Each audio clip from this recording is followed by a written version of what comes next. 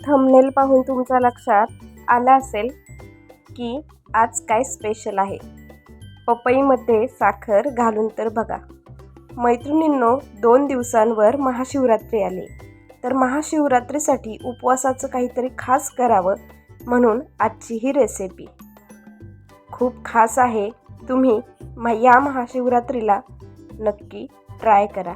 तुम्ही याचा थिकनेस बघून अंदाज लावलाच असेल की आज काय स्पेशल आहे. तर आज महाशिवरात्रीनिमित्त मी इथं पपईचा हलवा बनवलेला आहे. अगदी मोजक्याच साहित्यांमध्ये हा हलवा बनून तयार होतो. खूप टेस्टी लागतो. सुरुवात करूया आपल्या रेसिपीला. मी इथं पपईचे तुकडे घेतलेले आहेत करून, साल काढून.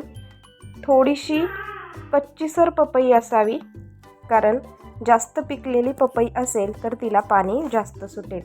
साहित्य बघूया. पपईचे काप, वेलदोडे, थोडंसं तूप आणि साखर आणि अर्धा ग्लास इतकं पाणी लागणार आहे. चूल छान पेटलेली आहे. आता त्याच्यावर ठेवूया कढई. कढईत आता सर्वप्रथम आपण पाक करून घेणार आहोत. त्यामुळे अर्धा ग्लास इतकं मी पाणी घातलेलं आहे. आता त्याच्यात घालूया साखर. साखर पूर्णपणे विरघळून घ्यायची आहे.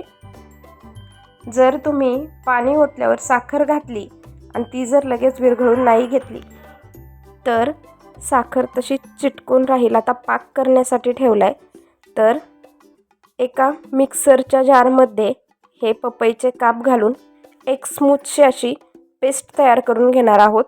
वेलदोडेसुद्धा घालून, वेलदोड्यांचे मुद्दामच मी इथं टरफलंसुद्धा ठेवलेले आहेत, कारण त्याने टेस्ट खूप छान येते. आता एक प्लेट घेतलेला आहे, त्याला तूप लावून घेत आहे, जेणेकरून हा हलवा झाल्यावर याच्यावर ओतल्यावर तो खाली चिटकू नये म्हणून.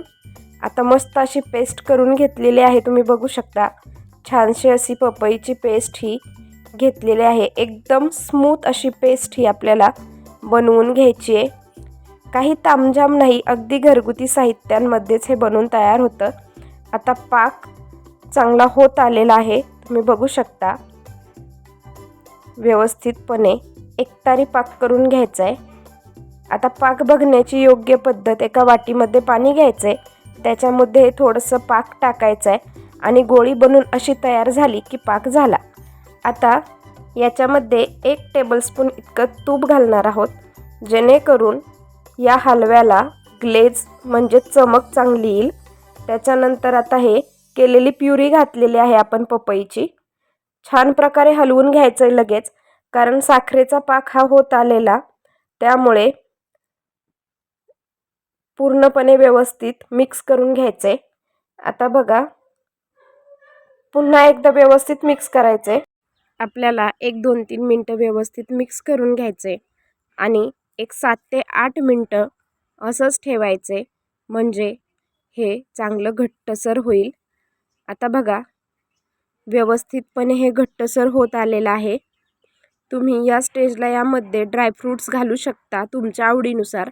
पाहू शकता, कढईने आता हे मिश्रण सोडायला सुरुवात केलेली आहे, म्हणजे आपला हलवा तयार आहे. तर मी हा प्लेटवर काढून घेतलेला आहे. आता हा सेट होण्यासाठी मी बाजूला ठेवून देणार आहे एक अर्धा तास, जेणेकरून हा व्यवस्थित थंड होईल.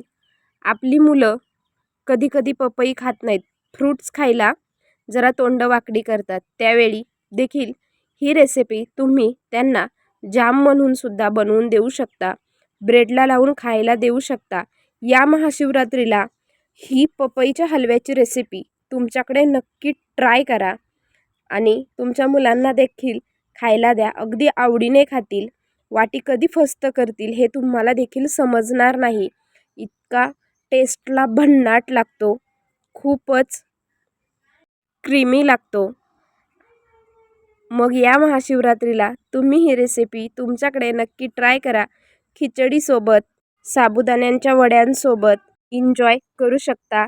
तर तुम्हाला माझी ही रेसिपी अगदी मनापासून आवडली असेल तर जास्तीत जास्त लाईक करा, शेअर करा. माझ्या चॅनलवर नवीन असाल तर सबस्क्राईब केल्याशिवाय जाऊ नका. तोपर्यंत धन्यवाद. Bye bye.